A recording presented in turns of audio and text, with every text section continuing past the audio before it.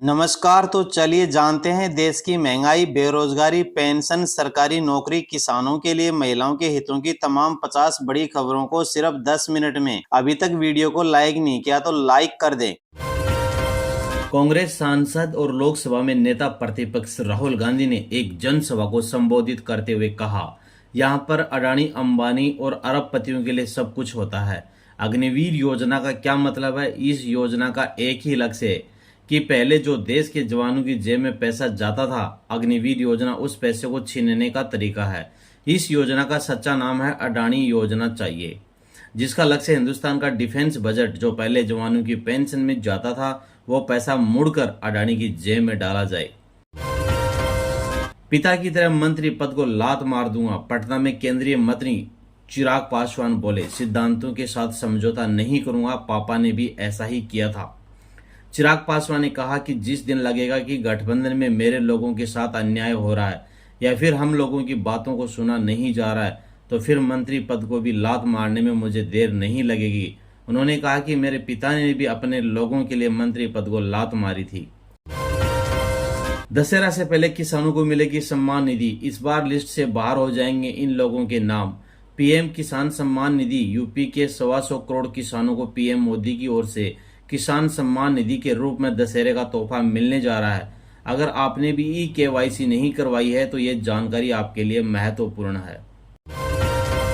Ayodhya Bhadarsa gangrape मामले में आरोपी सपा नेता मोहित खान का DNA मैच नहीं होने पर उत्तर प्रदेश के उप मुख्यमंत्री केशव प्रसाद मौर्य ने कहा, DNA की रिपोर्ट आने के बाद जिसका भी DNA मैच हुआ है उसका भी रिश्ता समाजवादी पार्टी से है। अनेक घटनाएं और उत्तर प्रदेश में जितनी भी घटनाएं हो रही हैं उसकी जड़ में समाजवादी पार्टी ही है। प्रधानमंत्री नरेंद्र मोदी ने कहा, आपने देखा होगा कि ये लोग दिन रात मुझे गाली देते हैं और अब यहाँ हमारे मुख्यमंत्री सैनी जी को भी गालियां दे रहे हैं। हमारा गुनाह यही है कि हम OBC अति पिछड़ी माँ की कोख से पैदा हुए हैं, इसलिए ये हमें गालियां दे रहे हैं। जम्मू कश्मीर कठुआ जिले की बिलावर में मुठभेड़ में घायल हुए पुलिस उपाध्यक्ष सुखवीर सिंह ने अपने परिवार के साथ उधमपुर के तहसीलदार कार्यालय स्थित मतदान केंद्र पर मतदान किया। विशेष सम्मान के रूप में जमैका के प्रधानमंत्री डॉक्टर एंड्रयू होलनेस ने प्रधानमंत्री नरेंद्र मोदी की 1999 में मोंटेगो बे जमैका की यात्रा की एक तस्वीर भेंट की। प्रधानमंत्री मोदी ने तत्कालीन प्रधानमंत्री अटल बिहारी वाजपेयी की जमैका में G20 बैठक के लिए यात्रा के दौरान जमैका की यात्रा की थी। तस्वीर में प्रधानमंत्री मोदी जमैका में भारतीय प्रवासियों के साथ बातचीत करते हुए दिखाई दे रहे हैं, जिन्होंने उनकी मेजबानी की थी। केंद्रीय मंत्री शिवराज सिंह चौहान ने कहा, राहुल गांधी मोदी विरोध में ऐसे पागल हैं, ऐसे झूठ बोलते जाते हैं जैसे पता ही नहीं दुनिया भर के झूठे मरे होंगे तब इनका जन्म हुआ होगा। साफ झूठ बोलते हैं, शर्म भी नहीं आती। खड़गे साहब ने कहा कि वह तब तक नहीं मरेंगे जब तक PM मोदी को हटा नहीं देते। एक वरिष्ठ अधिकारी ने बताया कि अभिनेता और शिवसेना नेता गोविंदा को आज सुबह अपनी ही रिवॉल्वर से पैर में गोली लगने के बाद नजदीकी अस्पताल ले जाया गया है।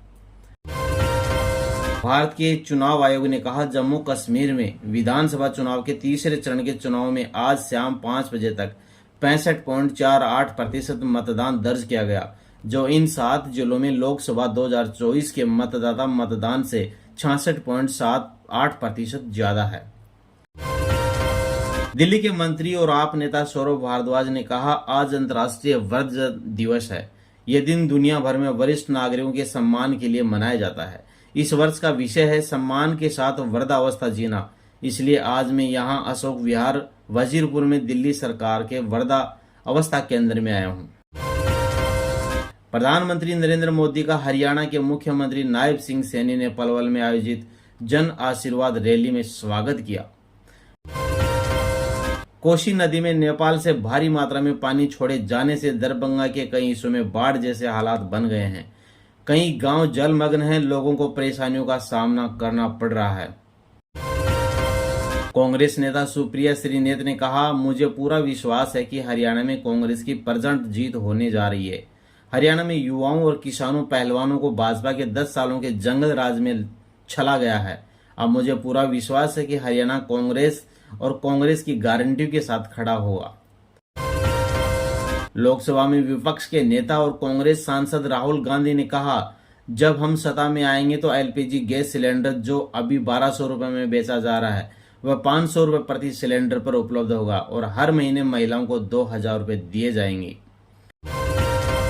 दिल्ली के मुख्यमंत्री आतिशी ने कहा, सोनम वांगचुक और लद्दाख के लोग जो कल 2 अक्टूबर को बापू की समाधि पर दर्शन करने जा रहे थे उनको गिरफ्तार कर लिया गया है। उन्होंने मुझे सोनम वांगचुक से मिलने नहीं दिया गया, यह भाजपा की तानाशाही है। हम सोनम वांगचुक जी का पूरा समर्थन करते हैं। लद्दाख में एलजी राज खत्म होना चाहिए। हम उनकी गिरफ्तारी की घोर निंदा करते हैं और हम लद्दाख के लोगों की मांग के साथ हैं कि एलजी राज खत्म होना चाहिए। जम्मू कश्मीर विधानसभा चुनाव के तीसरे चरण के लिए वोट डाले जा रहे हैं। कुपवाड़ा के एक मतदान केंद्र पर मतदाता मतदान करने के लिए कतार में खड़े हुए हैं। भारतीय वायुसेना प्रमुख air chief marshal AP Singh ने कहा, वायुसेना आत्मनिर्भरता, परिचालन अक्षमताओं और बेहतर प्रशिक्षण की दिशा में आगे बढ़ती रहेगी। ये मेरे फोकस क्षेत्र में होंगे और समय के साथ हम परिस्थितियों के अनुसार खुद को ढालते रहेंगे। बीआरएस नेता और एमएलसी के कविता को मेडिकल जांच के लिए हैदराबाद के एक निजी अस्पताल में भर्ती कराया गया है। उन्हें हाल ही में भर्ती कराया गया था। आज उनकी जांच पूरी होने की उम्मीद है। दिल्ली आबकारी नीति मामले में तिहाड़ जेल में रहने के दौरान उन्हें स्त्री रोग संबंधी समस्याओं और तेज बुखार सहित कई स्वास्थ्य समस्याओं का सामना करना पड़ा था। आप नेता मनीष सिसोदिया ने कहा, अरविंद केजरीवाल की मुहिम दिल्ली की सड़कों को गड्ढा मुक्त बनाना है और इसका असर अब दिख रहा है। हम निरीक्षण कर रहे हैं, सड़कों को जल्द ठीक किया जा रहा है। विधायकों और मंत्रियों को इसे लेकर निर्देश दिए गए हैं। जन सुराज प्रमुख प्रशांत किशोर ने कहा, जब जेडीयू दल ही नहीं रहेगा तब जेडीयू का उत्तराधिकारी कौन होगा। मैं नीतीश कुमार के दल में रहूं, उनके साथ मैंने काम भी किया है। उस दल की पूरी पूंजी नीतीश कुमार है। जब वही खत्म हो गई हो तो ब्याज से कैसे चलेगा। उस दल का कोई भविष्य नहीं है। बिहार में अधिकारियों का जंगल राज होता जा रहा है। हरियाणा में मोदी बोले, कांग्रेस को ठगी की लत लगी हुई है। उसके राज में दलाल और दामाद मालामाल हुए। ये सबसे बड़ी दलित विरोधी पार्टी है। उन्होंने कहा कि यह पार्टी दलित विरोधी है। कांग्रेस ने डॉक्टर अंबेडकर को चुनाव में 2 बार हरवाया। इन्होंने संसद के सेंट्रल हॉल में उनकी तस्वीर तक नहीं लगने दी गई। बुलडोजर एक्शन पर फैसला आने तक सुप्रीम कोर्ट की रोक। कहा, तोड़फोड़ की तो पीड़ित की प्रॉपर्टी का रिकंस्ट्रक्शन होगा, मुआवजा दिया जाएगा। बुलडोजर एक्शन मामले में सुप्रीम कोर्ट ने मंगलवार को फैसला सुरक्षित रख लिया है। सुनवाई के दौरान जस्टिस बीआर गवई और जस्टिस विश्वनाथन की बेंच ने कहा कि फैसला आने तक देश भर में बुलडोजर एक्शन पर रोक जारी रहेगी। अभी सुप्रीम कोर्ट ने फैसले की तारीख तय नहीं की है। गहलोत राज में बने जिले अभी नहीं होंगे खत्म। जिलों की सीमाएं फ्रीज ही रहेंगी। जनगणना रजिस्ट्रार जनरल ने नहीं दी मंजूरी। नए तहसील उपखंडों को छूट। अयोध्या के भद्रसा गैंग रेप में डीएनए रिपोर्ट आने के बाद फैजाबाद सांसद अवधेश प्रसाद खुलकर आरोपी मोइनुद्दीन खान के सपोर्ट में आए। उन्होंने कहा कि हाईकोर्ट न मांगती तो सरकार रिपोर्ट सामने ही नहीं लाती। गैंग रेप को लेकर मोहित खान को जानबूझकर चर्चा में लाया गया था। मेरठ में 250 डॉक्टरों ने दिया इस्तीफा। जूनियर डॉक्टरों से मारपीट। मेडिकल कॉलेज के बाहर धरने पर बैठे भटकते रहे मरीज। दरअसल सोमवार देर रात में इमरजेंसी में एक महिला मरीज की मौत हो गई थी। इसको लेकर जूनियर डॉक्टर्स तीमारदारों में मारपीट हो गई। एक जूनियर डॉक्टर का सिर फूट गया था। इसके बाद डॉक्टर भड़क गए। तीमारदारों की पिटाई कर दी गई। डॉक्टरों ने तीमारों के खिलाफ कार्रवाई की मांग की है। वाराणसी के 14 मंदिरों में साईं बाबा की मूर्तियां हटाई गई हैं। सनातन रक्षक दल ने 100 मंदिरों की लिस्ट बनाई और सपा बोली माहौल बिगाड़ रहे हैं। जेल से बाहर आएगा राम रहीम। जानिए किस आपातकालीन कारण से मिली पैरोल। इसा डेरा के प्रमुख राम रहीम ने हरियाणा में 5 अक्टूबर को होने वाले विधानसभा चुनाव से पहले 20 दिन की पैरोल मांगी है। आज वह जेल से रिहा होगा और कभी भी बागपत के आश्रम पहुंच सकता है। 1 अक्टूबर से सरकारी विद्यालयों के समय में बदलाव हो गया है। मार्च 2025 तक रहेगा लागू।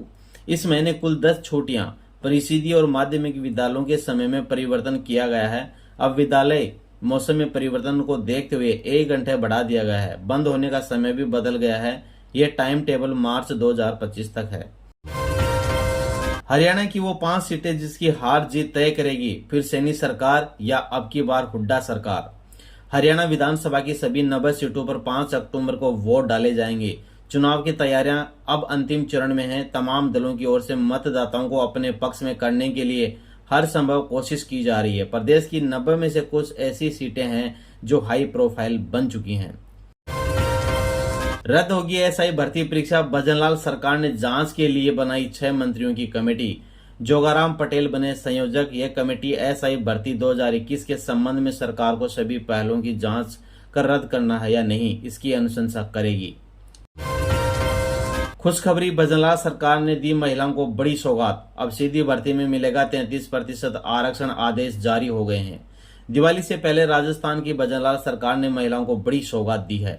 इस बार राजस्थान पुलिस अधीनस्थ सेवा नियम 1989 में संशोधन करते हुए सीधी भर्ती में महिलाओं को 33% आरक्षण देने का फैसला लिया है।